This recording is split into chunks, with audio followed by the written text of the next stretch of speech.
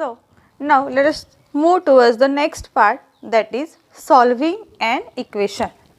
Now see, on blackboard I have drawn two figures. So here this is a gava and these are the wars. Okay, war, you know, war. So in the first figure, or here let's start from this. Here this is valence. Okay, this one is the valence panel. So suppose this is here, so this is valence panel, and here what happens, this is not valence, so we have to make it a valence. So what I have to do, see how can we find the weight of a gava in terms of bore. So now what happens, here the one gava, it shows the value 4 of 4 bores. One gava, if I keep here one gava, it balances with the number of bores are 4. Now, but now here what happened? What we have to do now? What we have to remove or add the bores here to get the valence equation. So see here, one gava and 3 bores are there, and here 1, 2, 3, 4, 5, 6, 7 bores are there. So to get like this valence panel, what I must do? I have to cut 3 bores from here. Okay, and if I cut 3 bores from here, here also I have to cut 3 bores. Okay, then what will happen? This one gava value will come is equal to 4 bores. That means here if I cut the 3 bores from both the panels, what happens? We can see that then if I cut the 3 bores from the both the panels, then I will get this valence pan, isn't it? See, first this panel is shown to you only.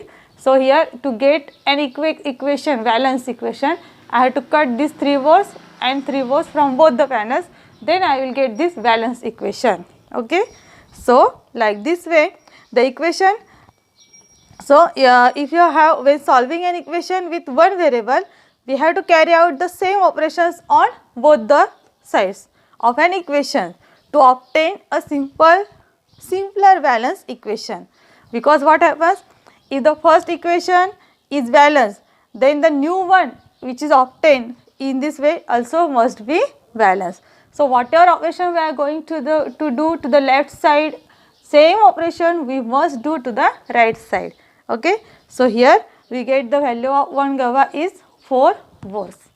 Okay, now every time it is not possible, so what we have to do is that is very simple solution is there to solve an equation. So here same equation I will write in the form of equation x plus 3 is equal to 7. Suppose this is an equation. Now they ask solve the equation, means what? You have to find the value of this variable. Now as I told you, what operation are you going to do to the left hand side? Same operation you have to do to the right hand side. So here you have to observe, students, here with the variable 3 is added. With the variable 3 is added.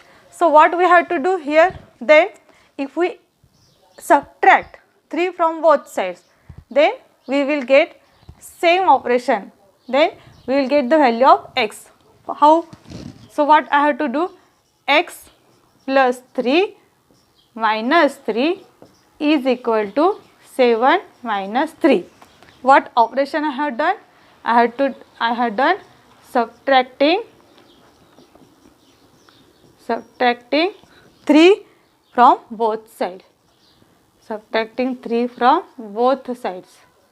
Which operations we have done, that we must write. Okay, so I have subtracted 3 from both the sides. Okay, and when we subtracted 3 from both the sides, then what happens here? See students, in integer I have told you, when the different signs are there, we have to subtract, means plus 3 and minus 3. Subtract 3 minus 3 will come 0. So here this plus 3 and minus 3 will get cancelled.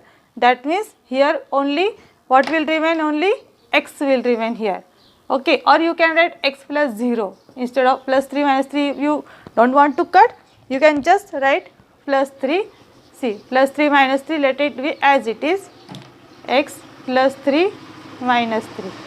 But plus 3 minus 3 value is 0 and is equal to 7 minus 3. is a 4. 7 minus 3 is 4.